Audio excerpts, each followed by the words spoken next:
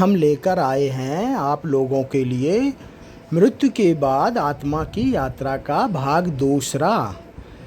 तो दोस्तों, मैं यहाँ प्रारंभ करता हूँ। आप लोग अगर नए हैं तो पहला भाग ज़रूर पढ़ें, फिर उसके बाद दूसरा। ऐसे 4 भाग हैं जो मैं आप लोगों को बताऊंगा एक एक करके। तो चलो प्रारंभ करते हैं। 13वें दिन के बाद आत्मा का सफ़र एक नए और अनजाने लोक की ओर शुरू होता है। यमदूत आत्मा को लेकर जाते हैं। इस यात्रा को यम मार्ग कहा गया है। कहा जाता है कि यह मार्ग बहुत लंबा और कठिन होता है। यहाँ आत्मा को अपने कर्मों के अनुसार अनुभव मिलता है। जिन आत्माओं ने जीवन में पुण्य किए होते हैं उनके लिए यह मार्ग अपेक्षाकृत आसान और सुखद होता है, लेकिन जिन आत्माओं ने पाप किए होते हैं उनके लिए यह मार्ग अत्यंत कष्टदायक हो जाता है। यम मार्ग पर आत्मा के सामने तरह तरह की भयानक बाधाएं आती हैं। कहीं रेगिस्तान जैसी तपती भूमि होती है तो कहीं बर्फ़ जैसे ठंडे रास्ते, कहीं अंधकार इतना गहरा होता है कि कुछ भी दिखाई नहीं देता, तो कहीं भयावह जीव जंतु आत्मा को डराते हैं। आत्मा इस समय पूरी तरह अकेली होती है। कोई प्रियजन, कोई मित्र उसके साथ नहीं होता। केवल उसके कर्म उसके साथी होते हैं। अच्छे कर्म रोशनी का काम करते हैं और बुरे कर्म अंधकार का।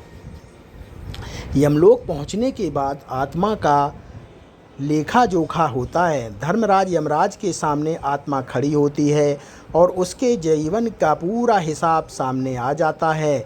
यहाँ पर चित्रगुप्त का महत्व आता है। चित्रगुप्त को देवताओं का लेखाकार माना गया है। उन्होंने हर व्यक्ति के जन्म से लेकर मृत्यु तक के सभी अच्छे और बुरे कर्मों को लिखा होता है। जैसे ही आत्मा आती है, चित्रगुप्त उसकी पूरी जीवन फाइल खोल देते हैं। कोई भी कर्म छुपा नहीं रहता। यमराज आत्मा से कुछ प्रश्न करते हैं और फिर उसके कर्मों के अनुसार निर्णय सुनाते हैं। यदि आत्मा ने जीवन में अधिक पुण्य किए हैं, दूसरों की सेवा की है, सच्चाई और धर्म का पालन किया, तो उसे स्वर्गलोक जाने का आदेश दिया जाता है। वहाँ आत्मा को सुख, शांति और दिव्य आनंद मिलता है।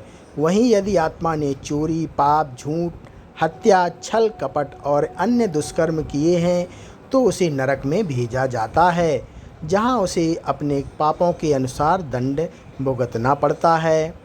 अब प्रश्न उठता है कि आत्मा क्या क्या खाती है। शास्त्रों में बताया गया है कि आत्मा के पास स्थूल शरीर नहीं होता, इसलिए उसे भौतिक भोजन की आवश्यकता नहीं होती। आत्मा सूक्ष्म ऊर्जा से जीवित रहती है। यह ऊर्जा उसे परिवार द्वारा किए गए तर्पण, पिंडदान और श्राद्ध से मिलती है। जब परिजन जल अर्पण करते हैं तो यह आत्मा के लिए अमृत के समान होता है। जब वे तिल और पिंड अर्पण करते हैं तो वह आत्मा के लिए भोजन का कार्य करता है।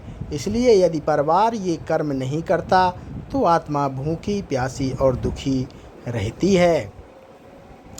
अब बात आती है आत्मा को कितना दुख मिलता है।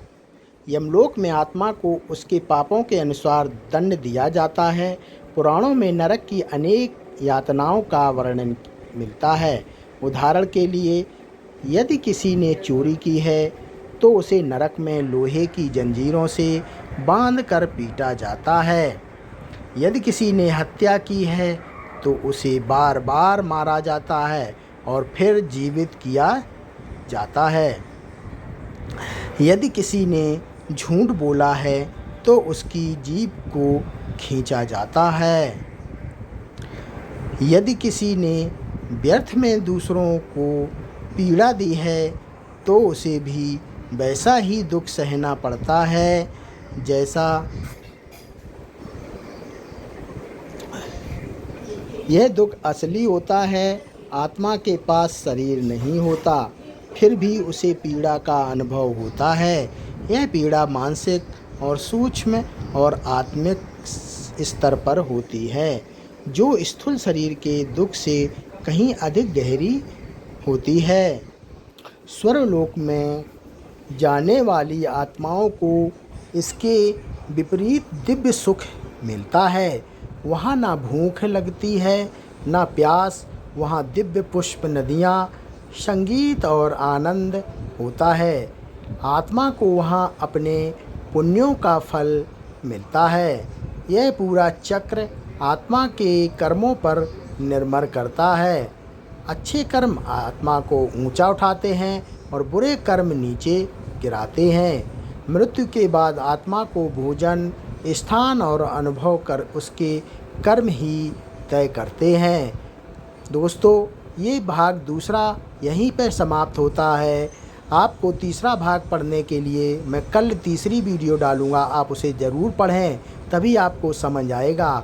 अगर आपको हमारी ये कहानी पसंद आए हो तो वीडियो को लाइक ज़रूर करें, चैनल को सब्सक्राइब करें और बेल आइकन दबाना बिल्कुल मत भूलें, ताकि हमारी नई नई वीडियो आप तक सबसे पहले पहुँचे।